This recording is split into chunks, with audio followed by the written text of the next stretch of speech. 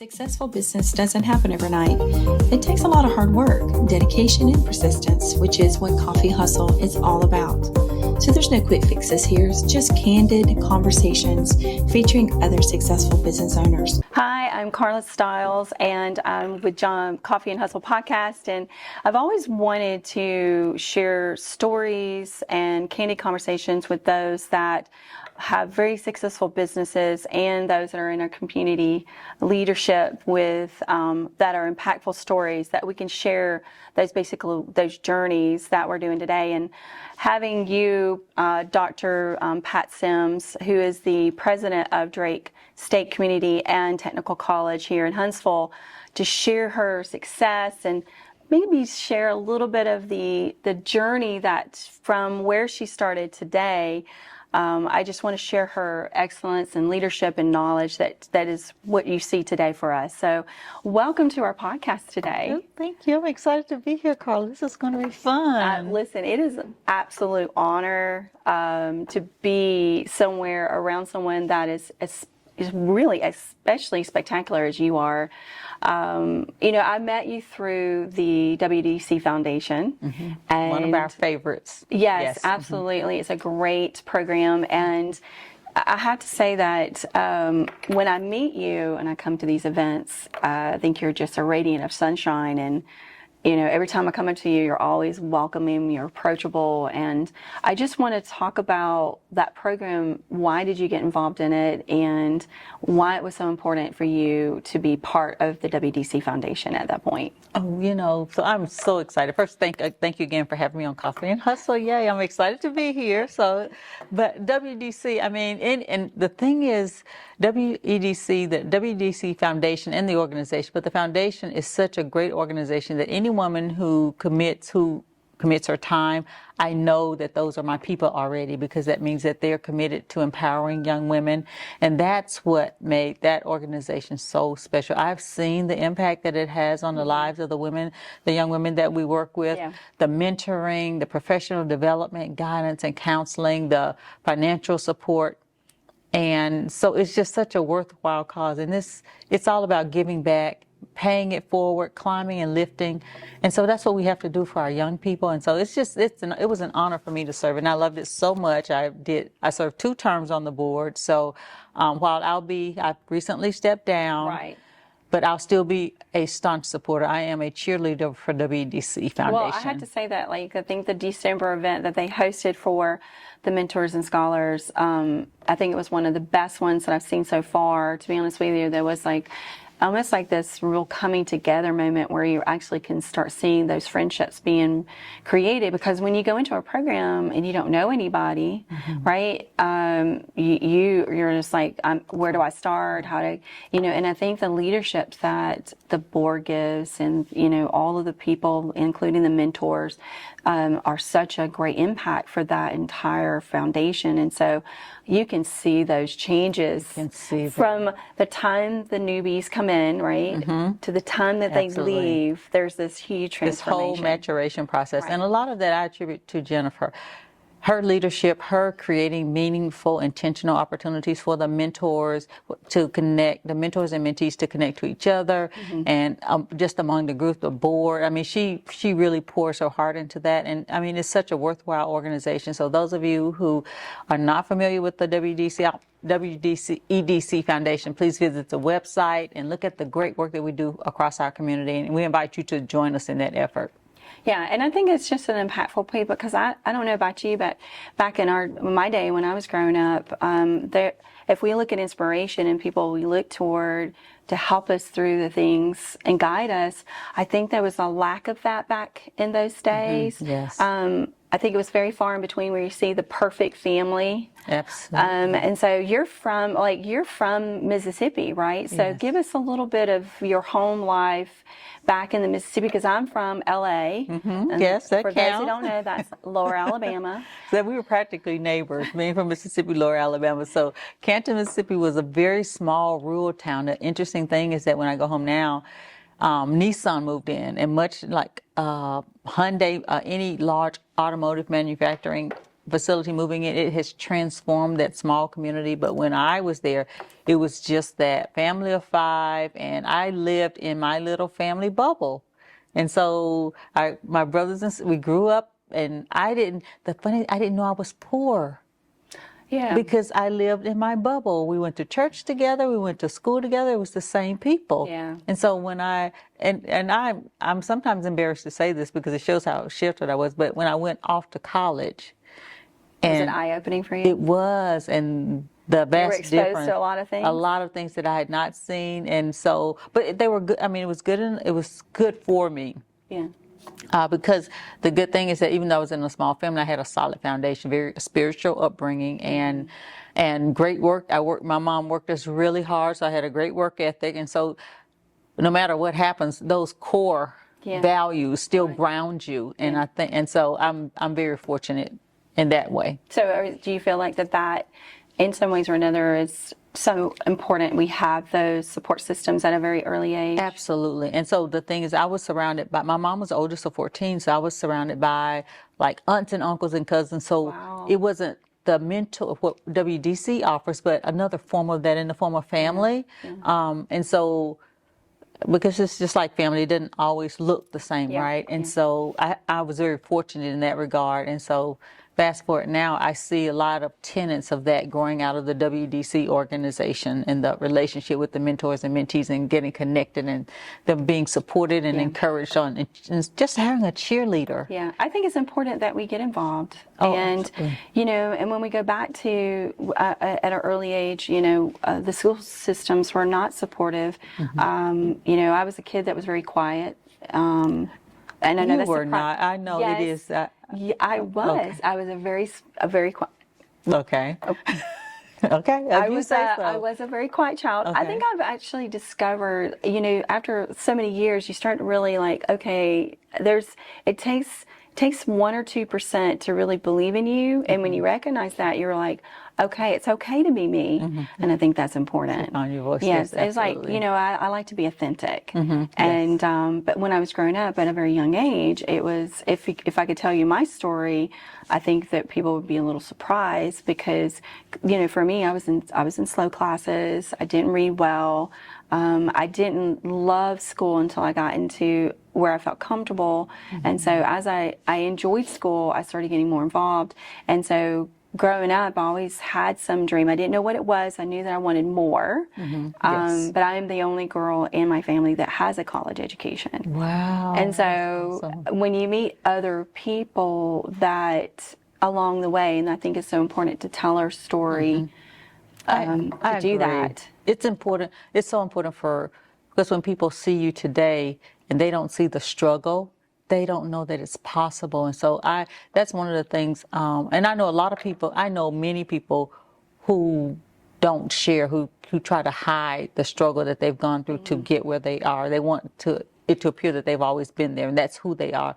But I know how much it has meant to me to see and hear from women, and whether it's personal, as in parenting, marriage, I mean, just professionally, who've had struggles and the strategies and the tools and the things that they use to work through that, because it's so helpful. People need to know that you can overcome the barriers, the struggles, whatever they are. So you had this great bubble, as you say, and then you decided to go off to college. Yes, because I wanted more. I wanted different.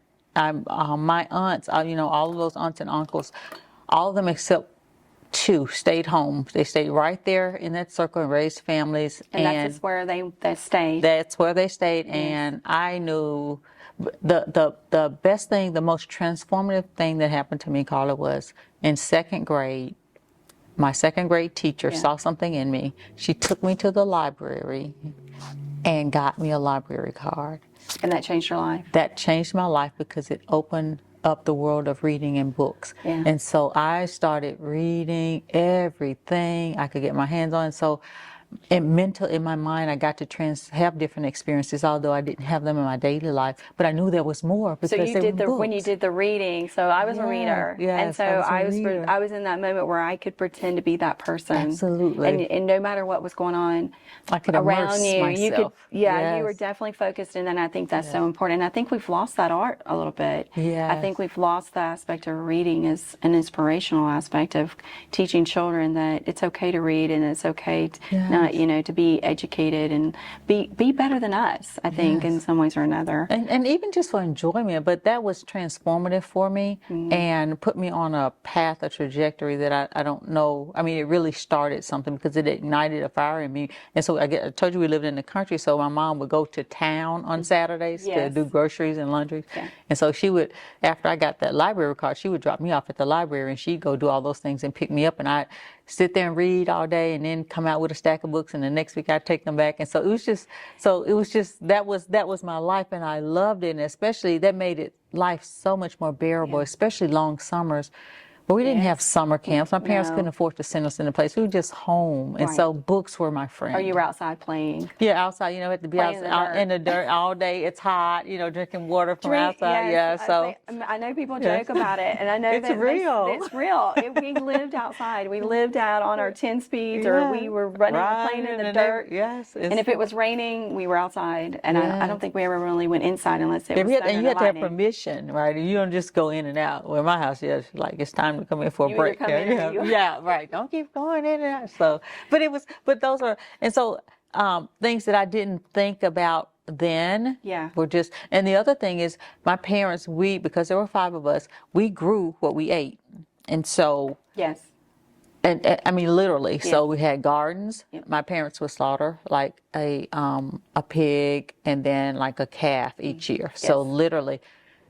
And so in the summers for extra money, we'd have to get up and pick vegetables and take them to market and sell them. We are very similar. Yeah. Yeah, I grew up that way as well. I mean, we grew up on a farm. We, we rotate our crops, and we had corn in one year and soybeans the next, or peanuts the next. But we had a huge garden in the very back, and then we got to pick whatever we wanted, and then we would allow other people to come in and pick what was, left over, because we would have abundancy. Right. But yes, summers were meant to pick butter beans and peas and sit there and shuck them and blanch them and put them up, and that is hilarious. And I would go to the community pool. My hands were just pure green, purple, from purple and green. Yes.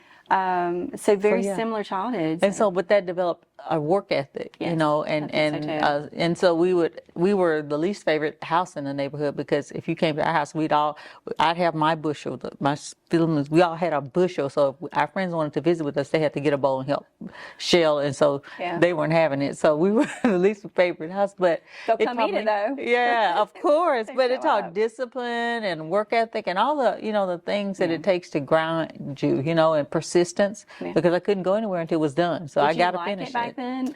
I hated it. I want to know. I hated it. I hated it. I'm so thankful for it now. Yeah, you think of it back then. Yeah, but then, of course, a teenager, you want to do. You just want to do your thing. Yeah, fun stuff. And so, yes. And so high school was that. And so the other transformational thing that happened is in high school, I was a decent student. I didn't do my best, but I had extra credit, so I got to work in the counselor's office to assist a high school counselor. And so college wasn't even on my radar until I got to her office, and I had all the letters and the things from the recruiters were coming in, and she's the one who helped me, encouraged me to fill out a financial aid application, apply for scholarships, and they didn't have those things back in school. I don't remember. I think I think toward the end of my senior year, I can remember they started doing these we had honor programs, but they started kind of putting those AP classes in front of us at the first time. But I do remember that in school. And I think that if we could go back and change things, if you could go back and look at your 15-year-old self, could you go back and say, I would have done some things different? Or do you feel like that the path that you've taken is has led you to where you're at today? No, I would have. I'm sure there's some decisions I would have made differently, but those key moments that now that I see that were very transformational and impactful in my life, I wouldn't change them because they, again, reset my trajectory. And the other thing is I've just been really fortunate that every place I've landed, I found good people and good friends. I think that's so important. That is. You know, and I think that sometimes we think that what happens to us sets us behind, right? And we all, there's days where you wake up and you feel like you're going 2 steps backwards and you're not forward.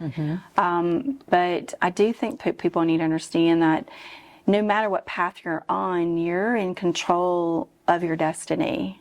And if you know that there's that chance of you thinking this is a better path for me, take it. You never know what opportunities look in front of you. That is so true. And then the other thing, and not making assumptions about people or the opportunities that are in front of you.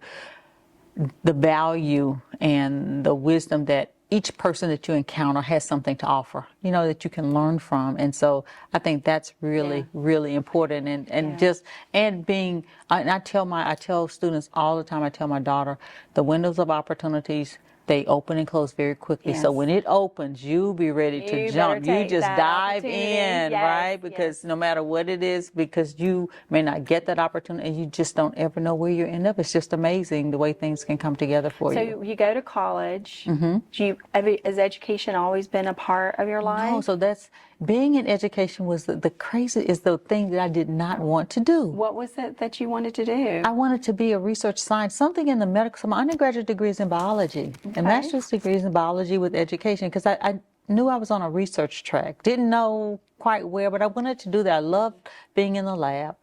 But the interesting thing is, while I'm in college, my advisor, who is still a dear friend, I still visit with him now, he and his wife. I'm one of their academic children. I have a picture of my academic siblings over there. And so one of my favorite classes was anatomy and physiology. Right. So in the labs, I'm just somehow just evolved to tutoring, leading a tutorial group.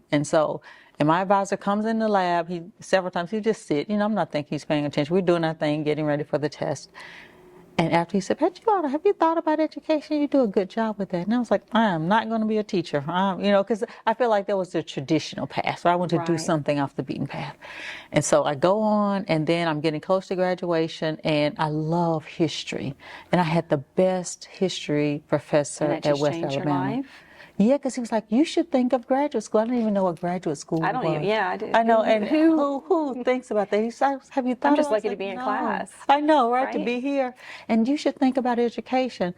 And so I went back, I said, well, he said I should think about graduate school. How do I do that? So those kinds of things. But I graduate from college, and I actually come to Huntsville after I graduate from West Alabama, research with the EPA, on a research project, because that's what I was going to be, a researcher.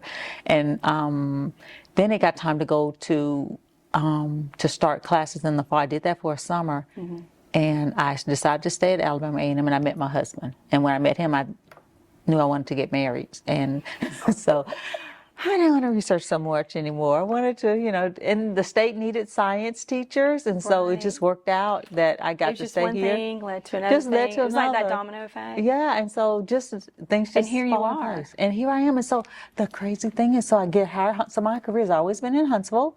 So I started my career at Huntsville City Schools. Right. And have you ever been to Campus 805 to the hatchet throwing? Oh, yeah. Well, you've been in my classroom. That was my first classroom at Stone Middle School. We need to talk about how hot it gets in there. Yeah. So, well, I don't have anything to do with that, Carla, but that was my classroom. That upstairs corner room, that was my first classroom when I became a science teacher at Stone Middle School back in 1992. Oh, that's amazing. So, yes. I like the fact that they transformed that building, though, into something and repurposed it instead of like taking it down. And you see the way they did it. And they got such great spaces. I love going to Campus 805. I thought they were crazy when they first started it. I was like, there's no way. And then it just is, I think it's just worked out so well for them down there. That speaks for our city, you know, so many amazing things. But yes.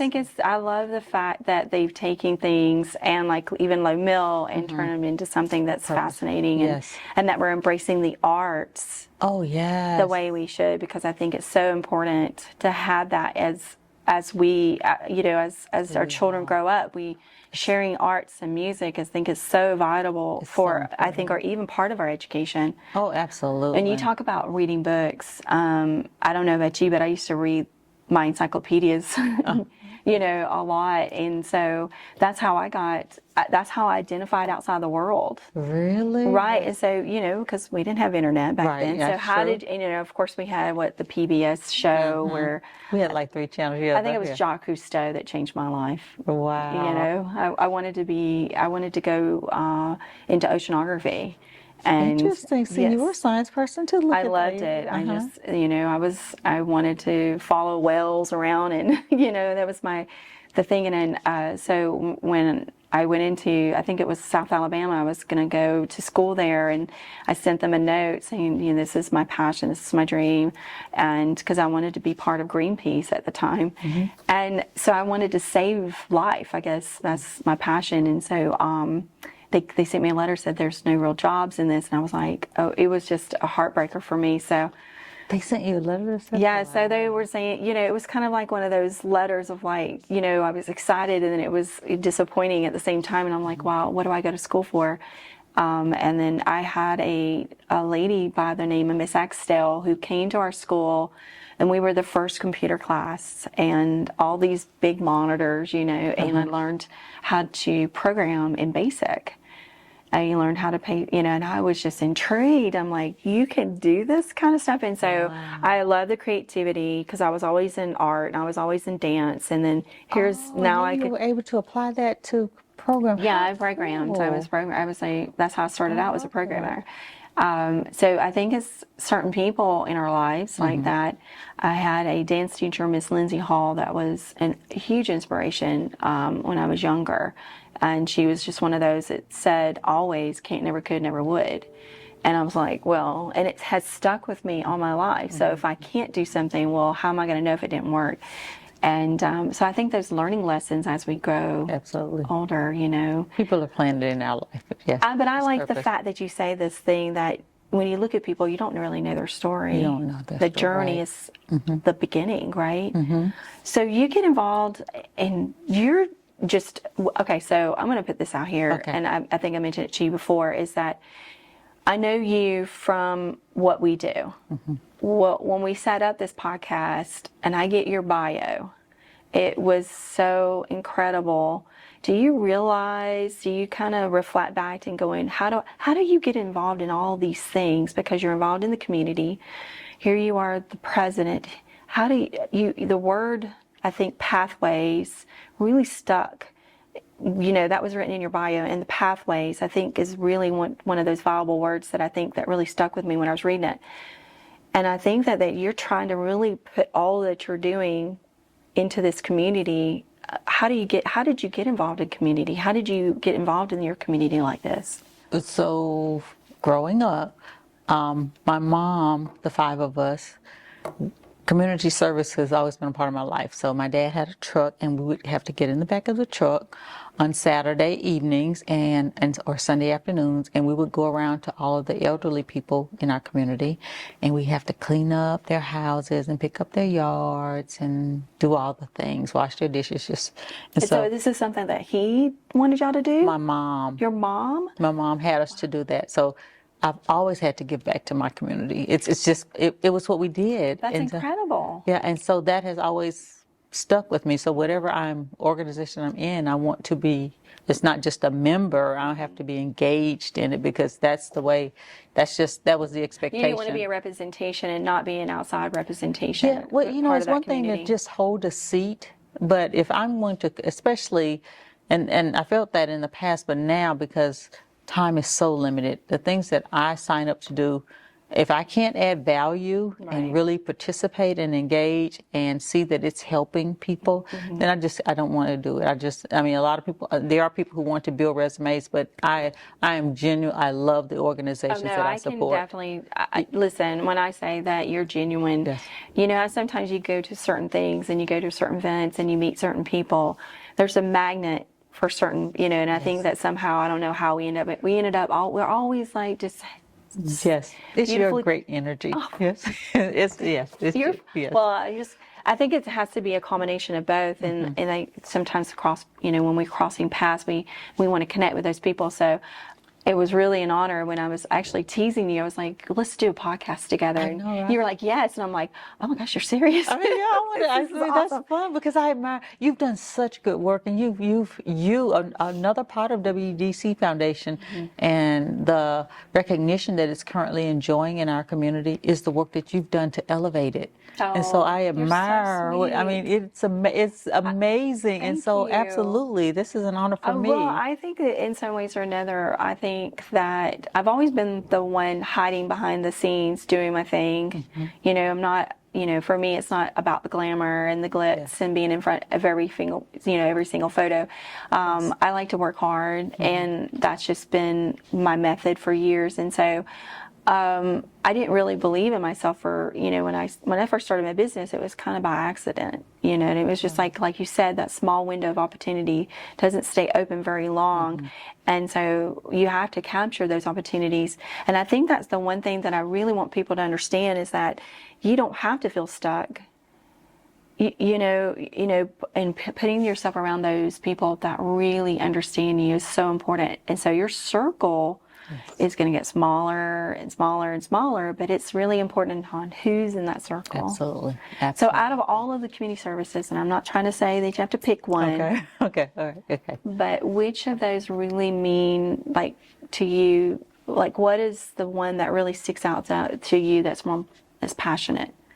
Do you feel like all of them are? I do. I get different. I mean, there are different parts of me that I think are interesting is tied to both of them. So I love our city. So being a part of Downtown Huntsville Inc. is amazing. Yeah. Because one of the things that it's a goal of me to many of my students they don't enjoy and appreciate downtown. So it's been great to be able to find ways to connect them so that they can enjoy their city and know all the great opportunities, right? So Huntsville Hospital Foundation, I love the work that. Is that the one that you just joined on? Yes. Yes. Recently. And so that was an honor. And, we're doing they are a great partner for the college and have worked with us to build an alternative pathways program for our LPN students who want careers in nursing, who may not have been able to enter the program the traditional way through with standardized test scores and all that. Yeah. So that level of engagement, to be able to provide that opportunity for a segment of our community who otherwise would not be able to advance their careers. I mean, to be able to support that work. I think that word pathways, again, is so important because I think that's so part of who you are, because the opportunities that you're creating with, Drake State and then all the students. The conversation that we're having is about pathways, right? Yes. You are creating this pathway. Yes. And that is part of your mission of creating those things that you're doing. Do you feel like that you see a student come in and then when they get ready to leave, you're seeing this transformation? Yes. And you know what, Carla, that's why I love being at the community college. So I've worked in P12. I did a stint at Athens State University, and the community college system. So I've had the opportunity to work in all three areas of education, okay? The community college is the most transformative. So I am so excited. I can see a student come in and they can participate. We can expose them to opportunities to participate in organizations, have downtown experiences, go travel and do some things. Many of my students haven't left the city of Huntsville. And so to provide those opportunities, give them the training that they need, a certification, an industry credential that will give them a job.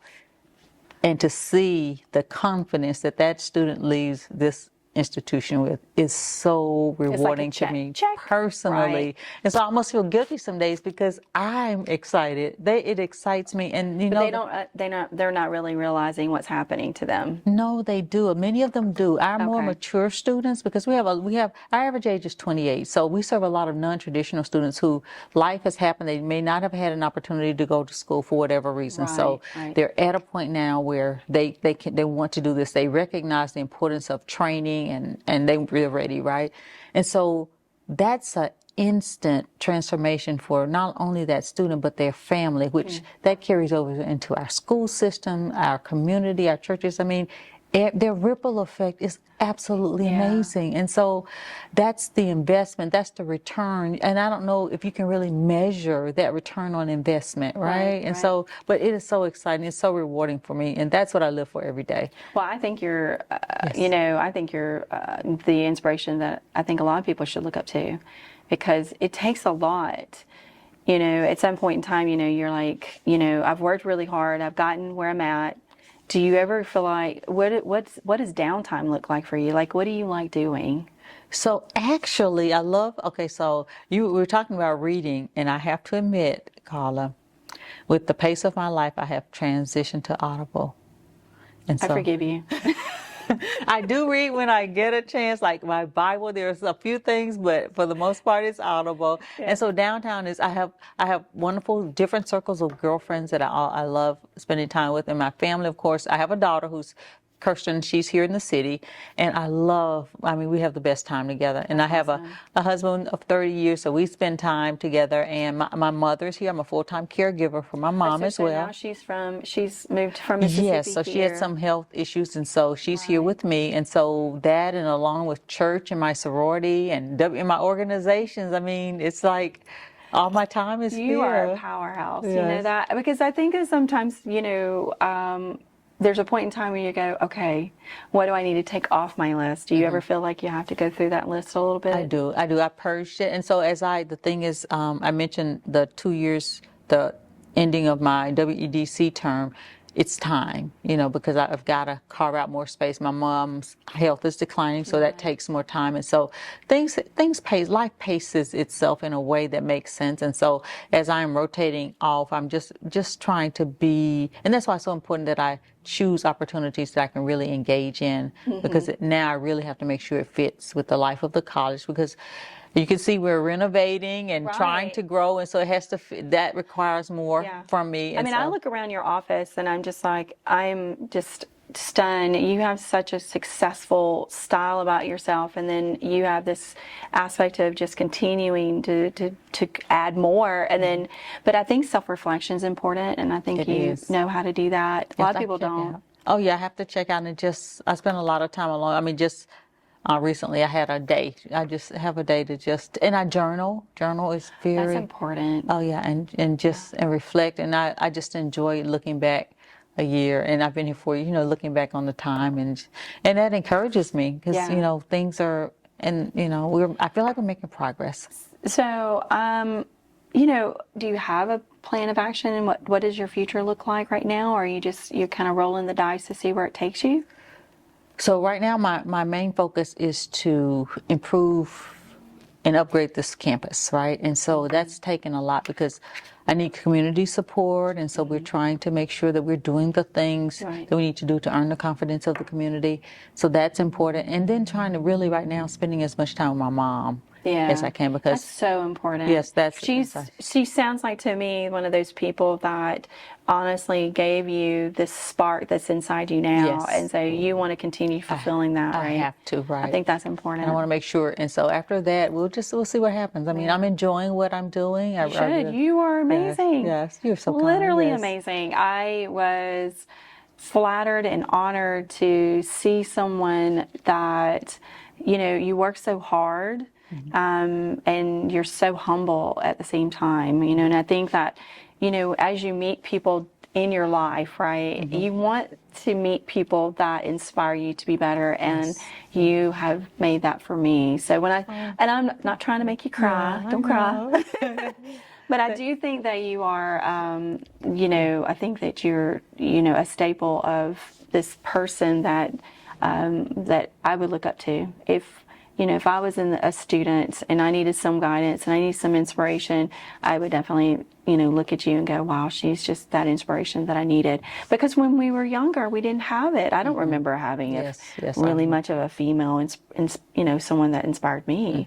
It just was within us. Somehow, Absolutely. right? We dug out of that hole. Yes, right? Claw your way out, right? Yeah, you clawed your way out. And then there's just so much happening now. There's so much noise, so it becomes really important now. So I agree. I want to be there for my students, and you are that too. You are a bright light in this community. Oh, thank you. Thank you. I think and we talk about noise. Noise can cloud our judgment. And so when we're so focused on, what's going on in the media and social media and all those things, you have to kind of turn it off and in tune to be a better person. Yes, I just check out of social media and just focus on doing the next thing. If there's anything that you wanted to say, what would you say right now? Like, what would you share about yourself that you would want us to know? I don't know if there's anything new, because I think I'm so transparent. Like, every time I talk to people, I just like spill my guts, and I'm like, my husband's like, should you have told Are you one of those that that walks around with, like, you can tell if your facial expression, I'm mad, sad, happy? No, I don't. I try to be consistent, because I think that's and balanced, all the time. But it's just that telling the story, I don't feel the need to try to pretend that life has been a bed of roses. It has not. There have been struggles, but the good thing is that, I still feel so fortunate and so blessed to be here, to be in this community. Yeah. This is a supportive community, and the opportunities, and so I'm really thankful. I think that's for important. that. Surrounding yourself with that and that community support. You're part of the community. Absolutely. And if you're not part of the community, get involved. Get involved. I mean, there's so many opportunities. It changes your life. It changes your whole perspective. You're not alone, and I think that at some point in time, when you look at your community service and you're part of that community service, you'll see that transition, and you will also change. Yes, your it perspectives change. So thank you for coming on my Coffee and Hustle podcast. Thank you for having me, Carla. This has been so much fun. Okay, I love it. Thank you for inviting me. I really enjoy you. I enjoy your personality. I enjoy being around you. And so thank you for, hopefully maybe we could do another one soon. Okay, I love that. Okay. Thank you. All right. Thank you. Bye now. Successful business doesn't happen overnight. It takes a lot of hard work, dedication, and persistence, which is what Coffee Hustle is all about. So there's no quick fixes here, it's just candid conversations featuring other successful business owners.